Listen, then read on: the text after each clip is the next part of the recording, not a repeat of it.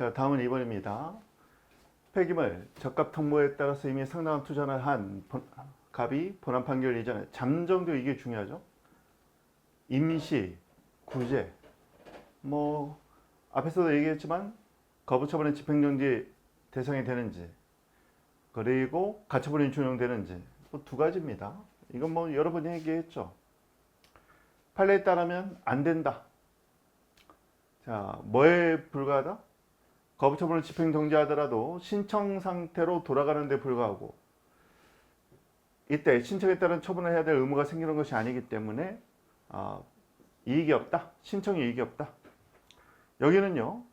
다솔에 따라서 결론을 내렸는데 여러분은 그냥 경감시험에서 판례대로 결론을 내리세요.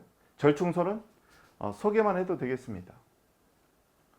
다음 가처분 준용 안 된다. 이건 암기상 쭉 바르면 되는 거죠.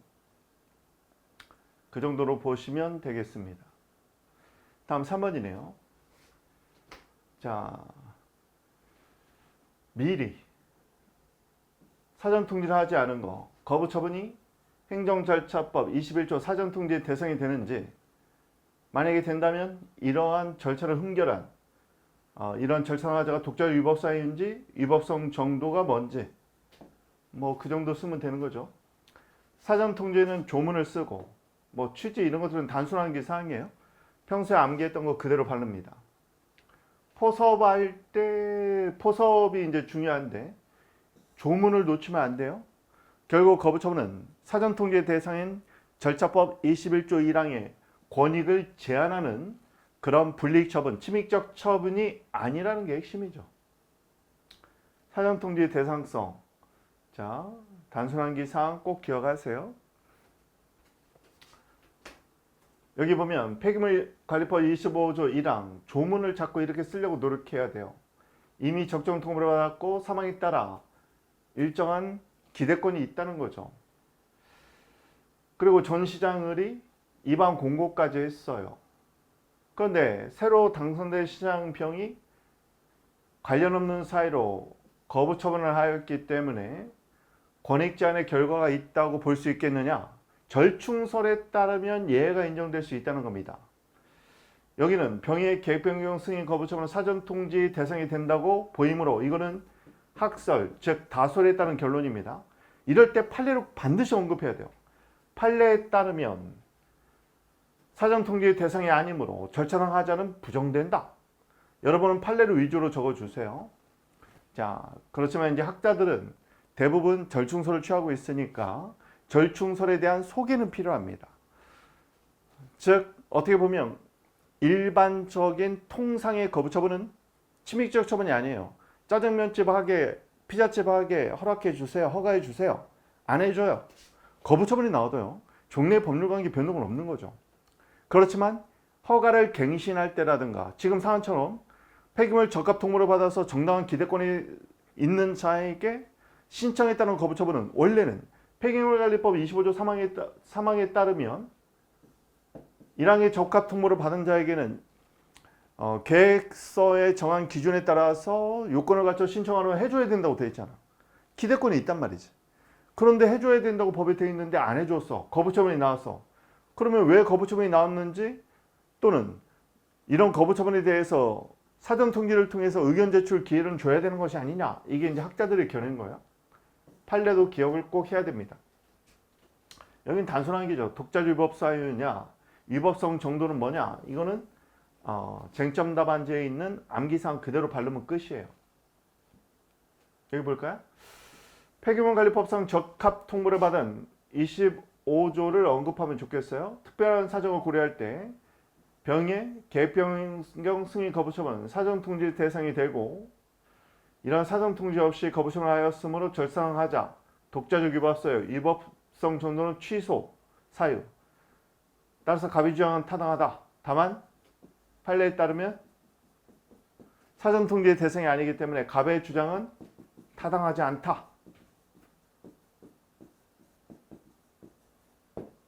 판례대로 가도 상관없습니다. 다음 4번. 이건요. 기속력 문제죠. 기속력 일반론은 특히 기속력 관련해서 기속력이 문제가 되고 그 중에서도 소송 계속 중 조례가 개정됐으니까 시적 범위가 문제된다. 여기는 단순한 사항 쭉 쓰는 거죠. 범위, 이것도 다 단순한 사항이에요. 위법 판단의 기준시, 이거는 이제 쓰면은 추가 점수를 받을 겁니다. 왜? 위법 판단의 기준시를 판결시로 볼 거냐, 또는 판례처럼 처분시로 볼 거냐에 따라서 결론이 달라지잖아요. 판례는 항상 처분시로 봅니다. 구체적인 설문 내용을 이렇게 써주는 거 좋죠.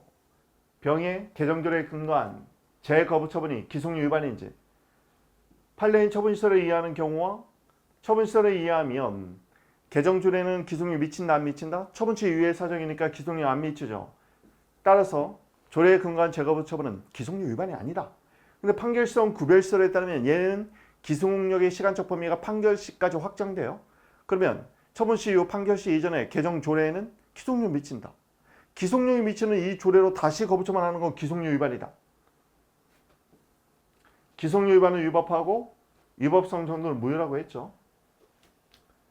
자, 판결시설, 구별시설에 따르면 위법하고 당연히 무효고, 판례에 따르면 기속력 위반이 되지 않으므로 적법하고. 자, 두 가지 견해도 소개해주면 좋겠어요. 5번은 간접강제 일반론 암기의 사항 쭉 쓰면 됩니다. 그냥. 다음 문제입니다. 2016년 변호사 시험 제2문이네요. 한번 볼까요? 질문부터 한번 볼게요. 의리 이 사건 본선도를, 이거는 좀 가볍게만 봐도 되겠어요. 주행하는 차량과의 교통사고 발생 위험성, 뭐 교통사고 이런 것들은 우리 경찰 행정의 중요한 부분이니까 보겠습니다. 들어서 갑의 도로조명 허가 신청을 거부한 경우, 만약에 교통사고 발생 위험성이 정말 있다면 도로조명 허가 거부하는 게 맞겠죠. 취소를 제기한다면 인용 가능성이 있겠느냐? 교통사고 위험 발생 가능성이 있다면 뭐 도로조명 허가 신청 거부한 거 적법한 걸로 봐야 될 겁니다. 이거는 이제 판단이 필요한데요. 자, 여기 볼게요. 질문이 지금 인용 가능성을 물어보고 있어요.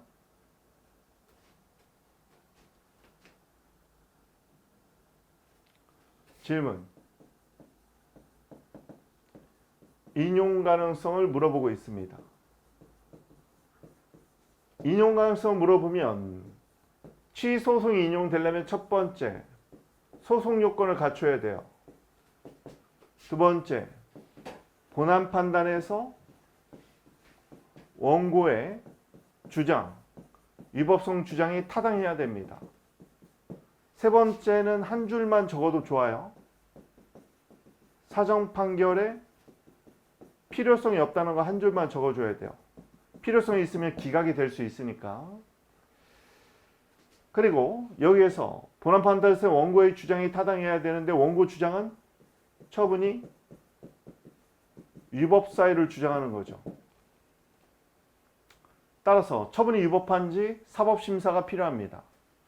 만약에 처분이 위법한가, 적법한가 이렇게 물어봤다면 사실 어떻게 보면요, 이 2번을 특화시킨 질문 형태가 얘라고 보면 되겠네요. 원고의 주장이 타당한지. 원고의 주장이 타당하면 위법, 타당하지 않으면 적법이 되는 거죠. 따라서 처분이 위법하냐 적법하냐는 원고의 주장의 타당성과 연관됩니다. 그런데 인용 가능성이 가장 크고 처분이 위법하냐 적법하냐가 다음, 원고의 주장이 타당하냐가 세 번째인데 왜냐면요. 보세요.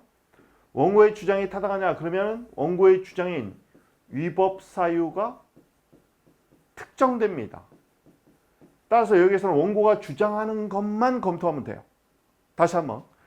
원고의 주장이 타당하냐 물어보면 원고의 주장만 검토하면 됩니다. 그런데요. 처분이 위법하냐 적법하냐 그러면 처분의 위법 사유를 다 검토해야죠. 설문에 힌트가 있을 겁니다. 그러면 처분이 위법하냐 적법하냐라고 물어보면 여기가 중요해요. 지금 여기 하려고 하는 거야. 처분의 위법 적법을 물어보면 처분의 위법 적법을 판단하는 걸 뭐라고 부른다? 그거를 우리가 사법심사라고 불러죠. 사법심사 방식을 결정해야 돼. 사법심사 방식을 결정하기 위해서는 처분이 기속인지 또는 재량행위인지를 판단해야 돼요. 왜냐면 기속행위면 이런 경우에는 판단 대체 방식으로 가고, 재량행위면 제한적 심사 방식으로 재량 일탈남용만을 판단하기 때문입니다. 따라서 처분이 기속인지 재량인지 처분의 법적 성질을 먼저 검토해야 돼요. 논리적 흐름으로 본다면 처분의 법적 성질로서 기속인지 재량인지 웬만하면 재량으로 가겠죠. 재량에 대한 사법심사 방식은 뭐냐? 제한적 심사 방식으로 재량 일탈남용이 문제가 되는 거예요. 그러면 일탈남용의 판단 기준은 법사일목불, 이건 기본 강의, 이론 강의에서 이미 다 배운 내용이죠. 그걸 여기에서도 써야 되고 여기서도 써야 되는 거예요. 이 틀은 머릿속에 다 갖고 있어야 돼. 자, 여기 다시 한번 볼게요.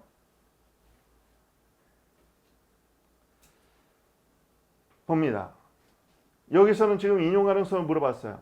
인용되기 위해서는 소송 요건도 갖춰야 되고, 두 번째, 본안 판단에서 원고의 주장이 이유가 있어야 되는데 본안 판단에서 뭘 하는 거예요? 위법적 법, 사법심사를 하거든.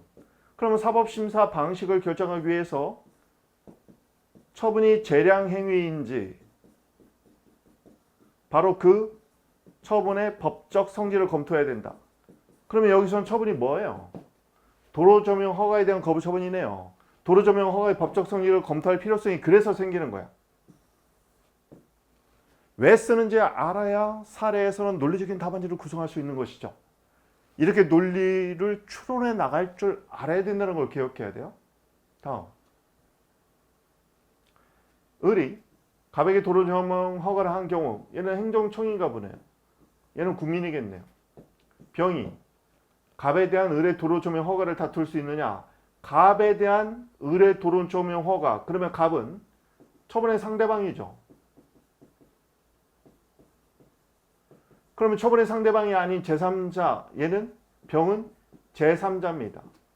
그러면 제3자가 나올 때는 제3자 소송이 문제가 되는 거죠. 병의 갑에 대한 도로조명 허가를 다툴 수 있는 원고적 게 있느냐? 제3자 소송의 원고적 게는 대표적인 게 인인소송, 경업자끼리 하는 경업자소송, 복수 수익적 처분을 신청한 자가 복수인 경원자소송. 그 외에도 여러 가지가 있어요. 사는 지금 병은 읽어봐야 되겠지만 얘와 얘는 지금 아니네요. 그 외든지 아니면 인근 주민이라면 인인소송이 문제가 될 겁니다. 다음.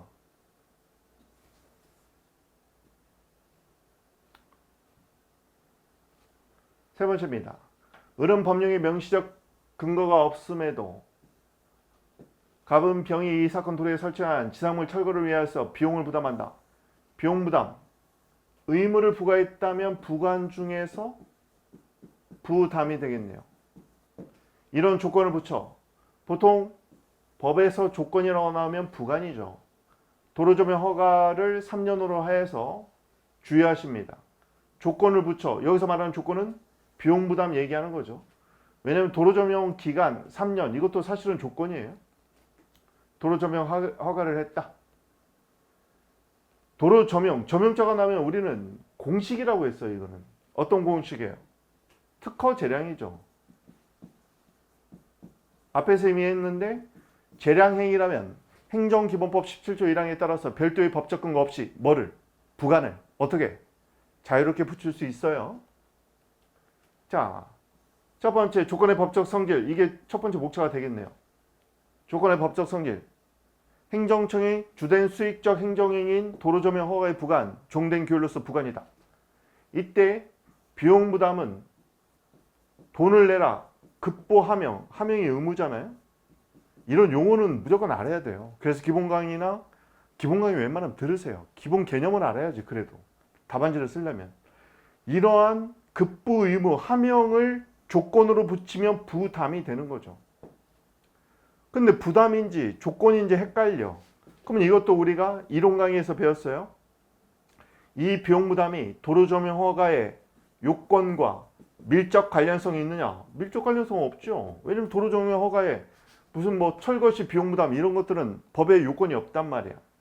그리고 도로 조명 허가의 효과가 이런 비용 부담의 조건의 이행에 의존하고 있는지 전혀 없어요. 그러니까 부담으로 추정하면 되는 거지.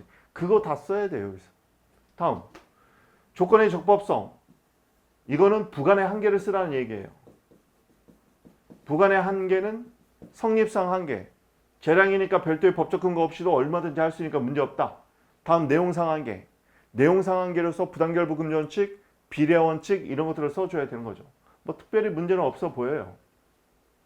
다음, 의뢰 아무런 조건 없이 도로 조명 허가를 했다가 3개월 후 위와 같은 조건을 부과했다. 이런 것들을 보통 사후 부관이라고 부르는데 이거는 볼 필요 없겠습니다.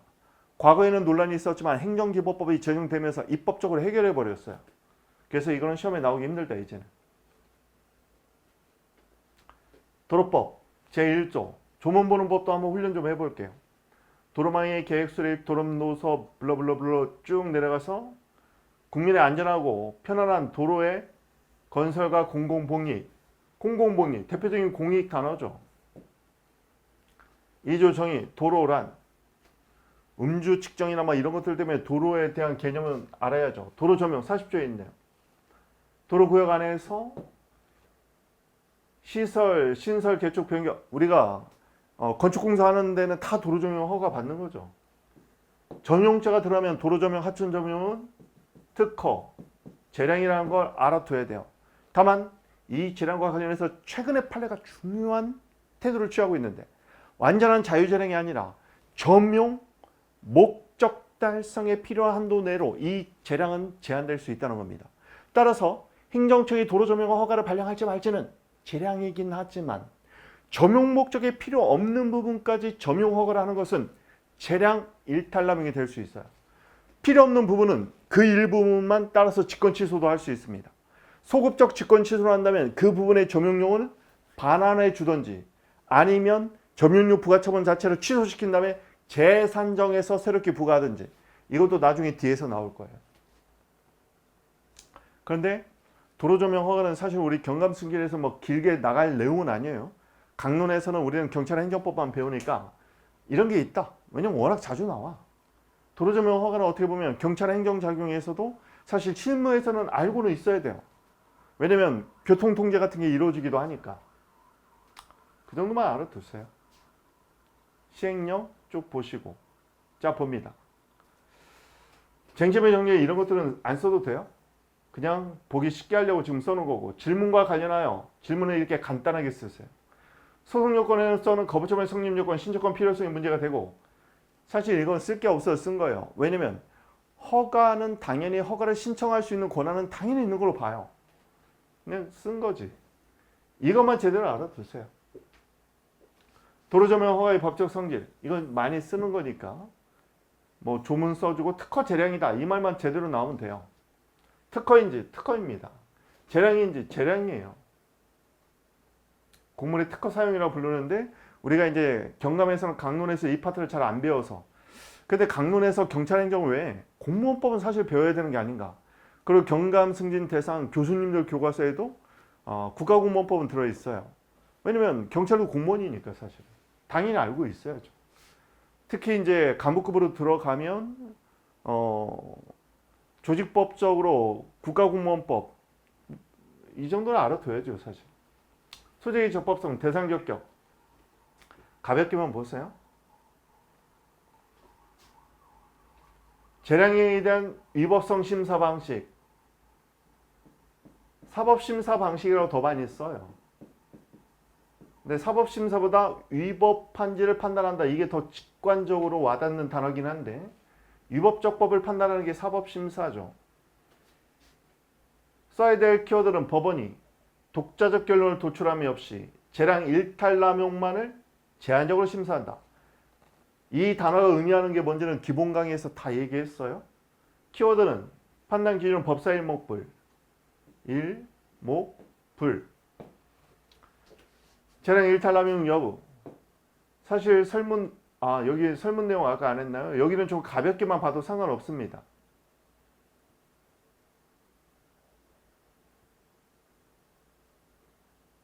자, 여기 한번 볼게요. 갑은 서울에서 주유소를 운영하는 자로서 기존 진입로 없이 주유소 운영할 수 없죠. 그래서 그 도로에서 이렇게 들어가는 진입로 있잖아요. 이건 다 도로조명 허가 받는 거죠. 진입도로의 주유소 인근 구미대교 남단 도로를 주유소 진출입로로 가감차로로 가다 보면 가감차로 있죠. 그러면서 들어갈 수 있게 사용하고자 구청장 을에게 도로조명 허가를 신청합니다. 이 사건 본선도로는 편도 유차, 편도가 지금 6차예요. 주행 제한 속도는 70km. 이 사건 도로는 지금 진입로로 하려고 하는 그 사건 도로 얘기하는 거죠. 본선도로의 바깥쪽을 포함하는 완만한 곡선 구간의 중간쯤에 해당된대요. 2, 3차로는 구미대교, 4, 5차로는 월드컵 대교로 이렇게 나눠지고 있어요. 4, 5차로를 이용하던 차량이 이 사건 본선도로 중 6차로 및 이 사건 도로 부분으로 가감차로로 해서 주유소에 진입했다가 월드컵 대로로 나가는데 별다른 어려움은 없었다. 별다른 어려움이 없었다는 걸로 봤을 때는 교통사고 위험성이 없다는 걸로 느껴지는데, 한편 병은 이 사건 도로 사용에서 적법한 도로조명 허가를 받지 않고 수년째 포장마차를 설치 운영하고 있었다. 그럼 얘는 보호 안 되죠. 왜요? 허가를 받지 않았다. 그럼 무단점유자거든. 무단점유자는 법률상 이익이 보호되지 않아요. 자, 어떻게 보면은 별다른 어려움이 없었다면은 도로조명 허가를 해주는 게 맞았을 것 같아요. 그런데 설문에서는 교통사고 발생 위험성이 있다고 거부했는데, 교통사고 위험 발생의 가능성이 어디 있는지 설문에서는 좀 명확하진 않네요. 그래서 이런 문제는 조금 가정적 판단이 좀 필요해 보여요. 어쨌든 진출입 가감차로로 들어갔다 나와서 다시 다른 차로로 해서 월드컵대로 나가는 거 별다른 어려움이 없었다. 그럼 교통사고 발생 위험성이 없는 게 아닌가 싶기는 해요. 근데 처분권자는 교통사고 발생 위험성이 있대. 그 이유가 뭔지는 잘 안 나온 거죠. 그러니까 이런 문제가 별로 좀 안 좋아. 좀 판단을 해야 되니까. 여기서는 뭐만 익히면 되냐면 재량행위에 대한 사법심사 방식만 제대로 알면 되겠어요. 그 차원으로만 보세요. 특히 이 부분 볼까요? 교통사고 발생 위험성을 들어서 가감차로 설치하는 게 부적법하다는 이유로 신청을 반려 거부한 거죠. 만약에 교통사고 발생 위험성이 조금이라도 있다면 이걸 법 위반으로 보기는 좀 힘들어 보여요. 사실 인정에 오류도 없다고 보여지는데 설문에서는 뭐 특별히 지장은 또 없다고 나와 있었거든요. 그래서 이런 부분은 좀 다른 판단도 가능해 보입니다. 근데 저는 이렇게 쓴 이유가 뭐냐면, 전문가인 처분권자 입장에서 교통사고 발생 위험성이 있다고 판단했다면, 물론 설문에는 그런 근거가 잘 안 나와 있지만 이런 경우에는 좀 이런 전문가로서 행정청의 판단을 존중해야 되는 게 아닌가, 뭐 그렇게 봤어요. 근데 다른 결론도 있을 수 있네요. 왜냐면 별다른 지장이 없다는 그런 문구가 있으니까. 자, 을이 갑에게 도로조명을 했을 때 인근에 있는 병, 포장마차를 무단으로 사용하고 있죠. 다툴 수 있는 원고적이 있느냐? 없다고 가야겠죠. 제3자 원고적격에서는 보통 인근 주민, 인인 소송이 문제될 수 있는 사안인데, 결국 도로조명 허가와 관련해서 해당 판례에서는 법률상 이익을 인정하지 않습니다. 특허 사용에 해당되어 보임에도 불구하고 허가를 받지 않았대요. 그럼 무단점유거든. 무단점유자는 법률상 보호가 안 되는 거죠. 유사한 사안에서도 원고적격을 부정했던 사안이었습니다. 뭐 그 정도 읽으면 되겠습니다.